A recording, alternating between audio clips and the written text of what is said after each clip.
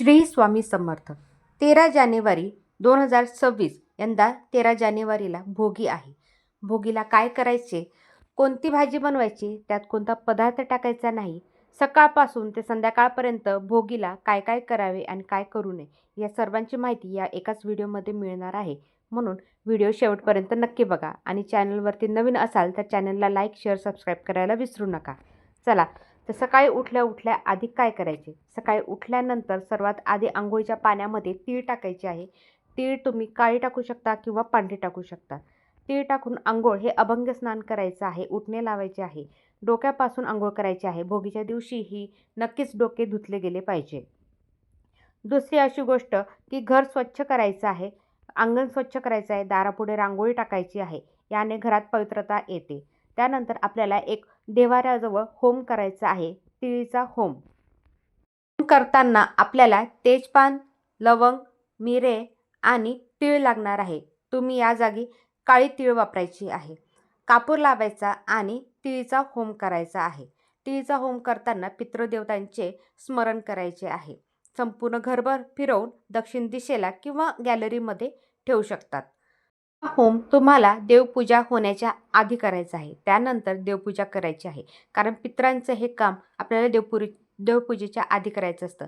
आपल्याला माहिती आहे पंचमहाभूतांचं आपण जे करतो, मुंग्यांना साखर देणे, त्याआधी सर्वात आधी आपल्याला तूप लावलेला एक कागद किंवा तूप लागलेलं अग्निहोम असं करत असतो. ते आंघोळीच्या झाल्यानंतर देवपूजेच्या आधी करायचं असतं. ते पितृदेवतेंसाठी असतं. त्यामुळे हा होमसुद्धा आपल्याला देवपूजेच्या आधीच करायचा आहे. देवपूजा करायची आहे. त्यानंतर तिळीचं कूट करायचं, त्यात साखर टाकायची आहे आणि ती दरवाजाच्या बाजूला मुंग्यांजवळ किंवा झाडाच्या बुडाजवळ ठेवायची. म्हणजे जिथे मुंग्या येतील तेथे मुंग्या खातील अशा ठिकाणी ठेवायची आहे, इतरत्र फेकू नये. नंतर आपल्याला मिश्र भाजी बनवायची आहे. असे जुने जाणते म्हणतात की न खाई भोगी तो सदा रोगी, म्हणून मिश्र भाजी ही आपल्याला खायची आहे. मिक्स भाजीमध्ये चुकूनही कारल्याची भाजी टाकू नका.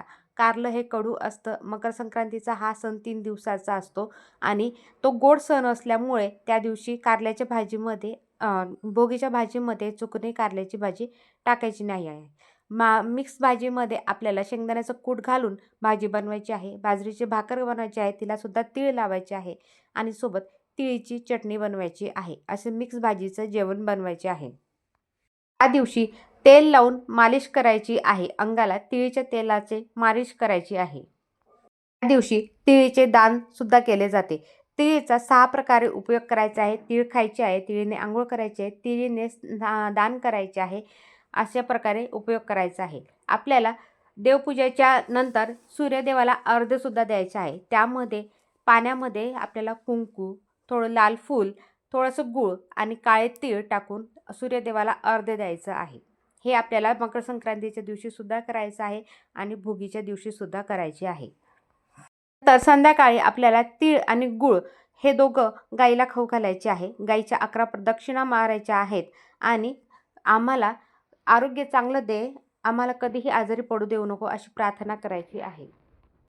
सगळ्यात शेवटी भोगीच्या दिवशी आपल्याला होळी करायची आहे.